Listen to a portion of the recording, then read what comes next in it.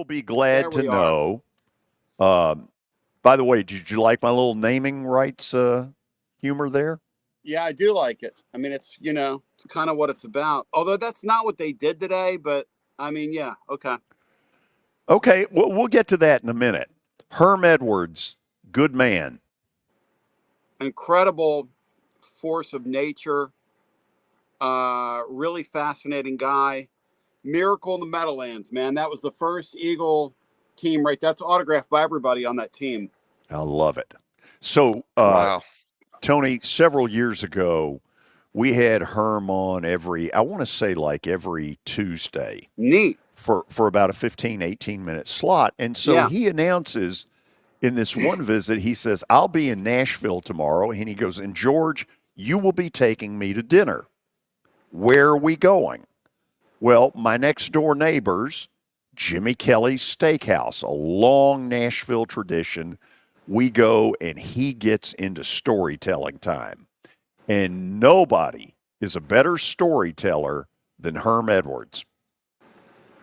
Oh, I believe that. There are some guys just have it, when they talk, and he's certainly one of them. Okay, on to whatever this thing was today. You say not naming rights. What exactly is it? I don't know. It's really curious because the Haslam family, the backstory is the Haslams have sold the Flying J truck stops to the Berkshire Hathaway people, Warren Buffett's group. Right. And the Flying J deal, when they consolidated Flying J and Pilot and rolled them into one, they put the corporate headquarters here for like the last 20 years. In fact, it's visible on the interstate when you're leaving the downtown area. You look up off Paper Mill Road and you can see it up in the air there. What I was told today is that this is something that was cooking after the sale, after the Haslam sold this to Berkshire. So the Berkshire people, at least their CEO, told the Knoxville News Sentinel today that he did this on his own. They wanted people to know that they were going to stay involved with University of Tennessee sports. I mean, I don't know if I believe that or not, but because the Haslams have already been extremely involved in Tennessee sports. So, but this deal calls for about 20 years. And basically what it does is it restricts Tennessee from being able to put naming rights on the stadium. So it's not exactly a sponsorship deal, but it's not a sponsorship deal. They're going to get their name on the field around the 25-yard line, which if you see the renderings today, you see that, and also in the stadium itself.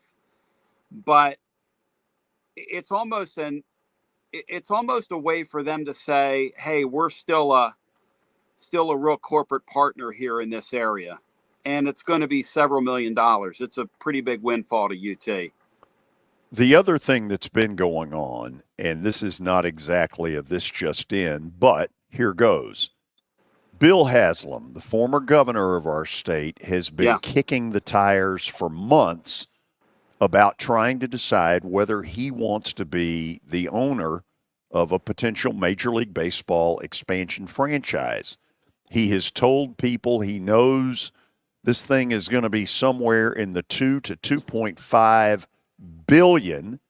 He knows that based on where the city is financially, that he, if he decides to do this, is going to have to help with the cost of a baseball stadium.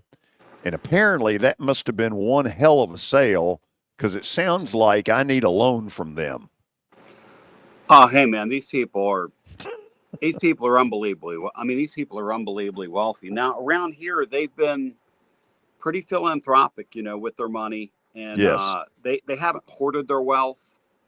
It'll be really curious to see, because Haslam already has a pretty good stake in the Preds, right, George? So it'll be interesting to see what's the percentage that he has in the Preds. Okay, here's what I believe I know. Is that about a year from now, he will take over as the single controlling owner. Yeah. If I've said that wrong, Perhaps somebody from the Preds will text me or whatever. But my understanding is that the group that 17 years ago ponied up the 192 million. This will be it for them. Yeah, to keep them there, right? But what a contribution. Holy cow. Because, I've gotten to know some of them through the whole rally and all that stuff. And I'm here to tell you, their goal was completely to try to help this city. And I admire that a ton.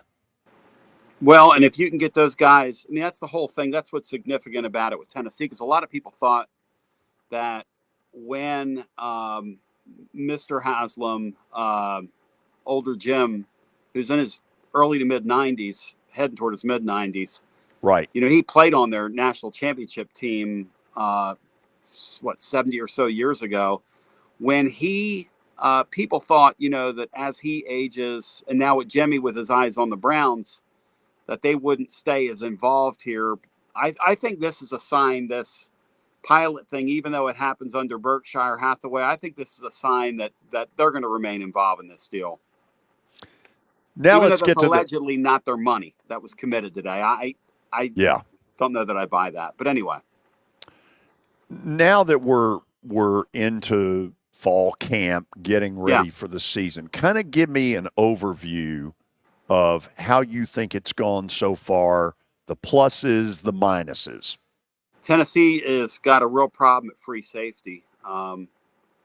They've got a young man who is a redshirt senior. Jeremy Pruitt brought him here. He's a former walk-on. And it's either going to be him or the young man that played last year at MTSU as their free safety. And that's not good. That's not good. Fans are in a little bit of a panic. People that cover the team are in a little bit of a panic. And the knock on Tim Banks is that he's not a great recruiter. The safeties are his position. The corners have gotten deeper and better and more replete with ability. And that free safety thing looks like it could be a hole. And guys, it doesn't take a rocket scientist when I tell you that if you throw a free safety out there that's a step slow in this league, these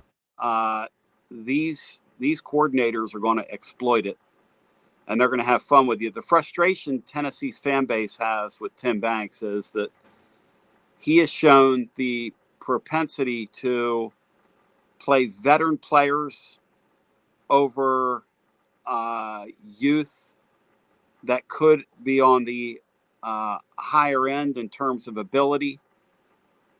And my way of looking at this team is, if you're going to do that when Joe Milton's your quarterback, okay, I understand that, because every point's a premium. Everything I hear, I was just talking to somebody a second ago about Nico, and he says, Tony, this guy's got like literal Heisman Trophy upside. That's the type of player that they're expecting to see from him. And their wide receiving core is pretty damn good. Their running backs have been beat up, but even at that, I mean, they've got a kid named Bishop who's a local kid that played at Carnes High School, who's plenty good to be effective in their offense. Their offensive line, they were missing their 2 tackles the other night in their first scrimmage. What's funny with coaches, because I think they, just talking to some people, I think they shaded that scrimmage to make the defense, especially the kind of the back 7, feel a little better about themselves. This Tennessee team's going to score a lot of points. The question is, are they going to be able to stop people? So obviously Kelly's in here. Kelly, first of all, can you hide a free safety issue? You've played a lot more football than I have, although I was pretty damn good in 5th grade. Here we go. Interesting. Yes. Or can you take another defensive back and in 3 weeks have an effective free safety? That's a good question, George. A bad secondary is helped out a great deal by a good rush. And if you can get pressure on the quarterback and he cannot sit back there and hold the ball, It doesn't matter who you put back there, but if you can't get pressure on the quarterback, a safety is a big deal. Plus, the safety's kind of the leader of the secondary. I don't know if the other safety's the leader of the secondary, but you've got to have guys back there that understand it. You can get by with it if you've got a good front seven, but if you don't, that is a big hole that Tony's talking about, and that's kind of a scary situation. Now looking at Willie Martinez, I mean, I was watching him earlier. He says it's under control. So I don't know. I guess we'll see. Yeah, these are the same guys that played this guy Tank McCullough for 4 straight years. No offense. I mean, Tank McCullough, I'm not sure he would run if we had like the Battle of the Basilios. The Italian people are the slowest people on planet Earth. I'm not sure he'd qualify for one of the heat races. The Greeks that guy was slow, man. The Greeks are a close second. Well, there you go. But we can cook, Georgie, and you guys love your feta cheese. Oh, So yeah. I love my Greeks. I wouldn't know right now. I'm broadcasting from Mammoth Cave. Guys, here's the problem, though, with a Will Brooks. Will Brooks is a walk-on. He's a 5th-year player. He's a kid that came here, Vestavia Hills in Alabama, which neighbors where Pruitt coached back in the day over there with the Hoover Mafia. But the fact of the matter is that kids like him should be celebrated. And, Matt Dixon, who's on me, made a great point today. This is the guy, because they haven't recruited, that's going to end up in the crosshairs of our fan base, who are going to be really stirred up when they're running by this guy on the field this fall. There's no way that guy we should be talking about him starting at free safety in the SEC. I'm sorry. No way. No way. No offense. And no way. All in one fell swoop. Mr. Pierce gets some pressure, though it won't matter, Tony. That is their hope. 1,000%. You're right.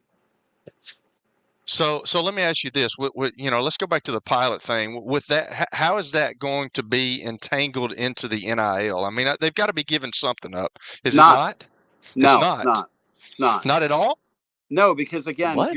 those guys obviously I would think are in NIL, but that's a totally different pot than what you're talking about there.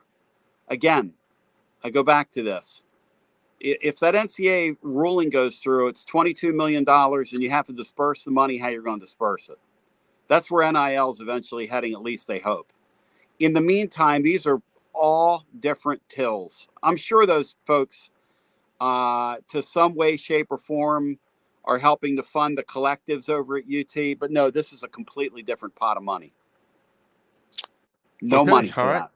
Well, that's crazy, because I thought that this would be the new kind of deal with, this coming on, and now the Ohio States and Texas and USCs, they're going to get these big conglomerates and come in and give a bunch of money, and maybe not. No. I don't know. No. Okay. So let me ask you this. I said it yesterday. Give me a little bit of update on the competition at running back, because y'all lost some pretty good dudes, and one of them is here in Tennessee. And I said it yesterday. Tennessee's got 5 really good running backs, the Tennessee Titans, and one of them's Jabari Small. What kind of gap did they leave for the Vol coaching staff with those guys leaving and some pretty good running backs? I mean, is there good competition there? Well, it's funny because when you start looking at it, Dylan Sampson obviously is going to have the job. The problem he had last year was blocking. And that would be an issue when you have Nico out there. Obviously, the line around him is pretty good. The other night, he didn't practice. Cam Selden didn't practice the other night. It's another guy they like a lot. And so this left Deshaun Bishop to really kind of carry the load, and he shined in the scrimmage. Tennessee was without both their tackles the other night.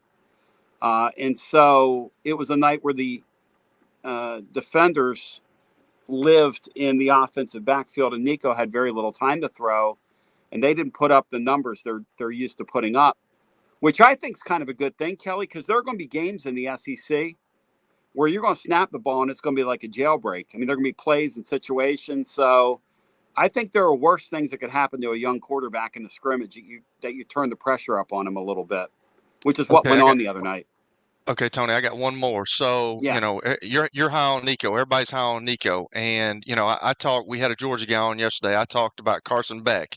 If he goes down, if Nico goes down, it seems like it's kind of, the NFL's trickled down. I mean, we've got starters and then we've got backups, and we're not sure about backups. If Nico does go down, if something happens to Nico, where do they go?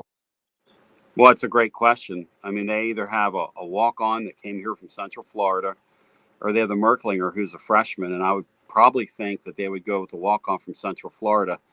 If Nico goes down, I don't even want to think about what that's going to look like. Yeah, because y'all got 7 games in a row that's pretty, like, I know you got some off dates in there, but you got 7 games in a row that's your season, essentially. Well, and then managing him as well, right? Because in one sense, you want the kid to play loose and turn him loose. And then in another sense, you bring up the NFL. And I think about what happened to Hendon Hooker the other night up in Detroit. It takes one play. You got to get on the ground. It's hard to coach competitors to get on the ground, Kelly. Oh, do like Eli Manning. You see a guy rushing, you lay down. Eli Manning was the king of that. You just lay down. Peyton was worse than him. And Peyton. Those two guys were in the self-preservation. I never saw those guys take on linebackers, Kelly. Did you? No. And we were talking about that the other night with Will Levis. I mean, everybody's heart stopped because he tried to run over somebody in a preseason game. Like, good gracious. Those guys have to grow up. They just do. Like, there was a guy in the Detroit Free Press wrote a piece about Hooker, who got a brain injury the other night. Not even a concussion, but they call the thing a brain injury, which has got to be on the other side of that. And he said, look, if you want to play in this league, you got to get down. Because if you don't get down, you will not be playing in this league. You can ask RG3, ask any of these guys. You will not play if you can't get on the ground. Tony, NC State was at number 24 in the AP poll, which I thought was interesting. Did that change your opinion on them, how scary they can potentially be? Or have you been one that has always felt that NC State game is maybe just as important as some of the other bigger games on Tennessee's schedule? Billy, it's Tennessee's first test. It falls the week after the Chattanooga game, which is Tennessee's dress rehearsal, which is kind of perfect. It's a game that's going to be played in Charlotte. It's a game that's losable. Tennessee shouldn't lose the game, but it's a losable game. I mean, if you go into that game and let's say your safety play is bad, you turn a ball over a few times, Grayson McCall, they're good enough to beat you. They're one of those teams under this new 12-team playoff format, and there's probably about 24 of them in the country that wake up and go, hey, we have a chance to win it.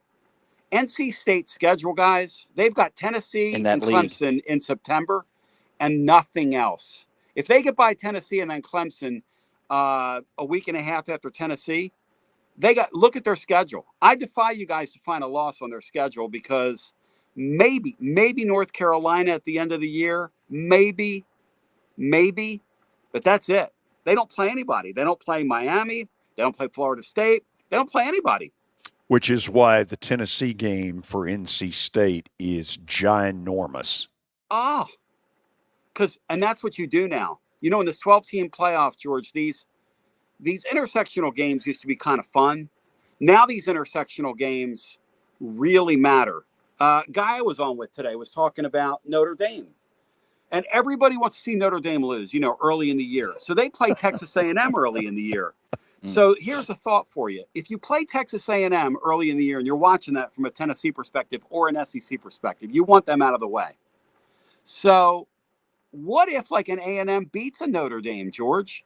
All of a sudden, A&M has life. Sure. That's It's a lot like the way you and I have to look at the standings in baseball. Right. Okay, right now, because the Braves are sitting there in the wild card, they don't know who they're rooting for or against. It's weird, but it's very true. Billy, did you have anything else for your future employer? We did get a chat question. How does special teams look? How's the kicking game looking? How's the return game for the Vols? Don't know. That was honest. I'm just giving you the long and short of it. I respect it. And the reason it's not known is I'm not sure they know who their field goal kicker is yet. I mean, Ooh. the return guys, they've got several ample, including Boo Carter. They've got several guys that'll be able to return kicks. But the field goal kicking, the punting, all that stuff is still TBD. Because no more D. Williams. That's Correct? right. That's right. He was a game changer. Heck of a player. So, if a person has never heard your stuff before, Yeah. and they said, man, this guy's got Herm Edwards' autograph, and he's Come on. pretty darn good on the air. I mean, how do we hear Tony Basilio from the Sunkissed Basilio Broadcast Center?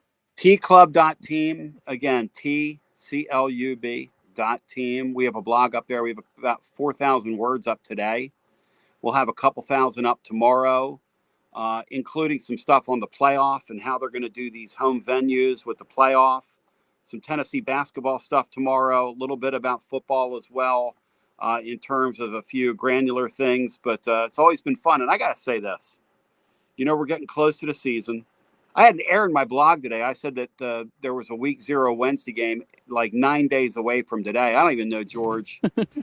And Laura, my lovely wife, she checks the blog, and she didn't even catch it. And I was getting hazed today on the air, Right. so I blamed it on her, like any real man would. But Kelly, know what? I got to say this to Kelly. Kelly has flat out today been engaged. He has. Kelly, you're getting to this season. What are we Kelly's talking about? Flat out engaged right now. Football's George. here, man. It's football time in Tennessee. Let's that go. That game face is on that man. That game face is on that man. Okay. We're done. Hey, have a See great you day, next guys. Tuesday. Hey, Thank talk you. to you See you. soon.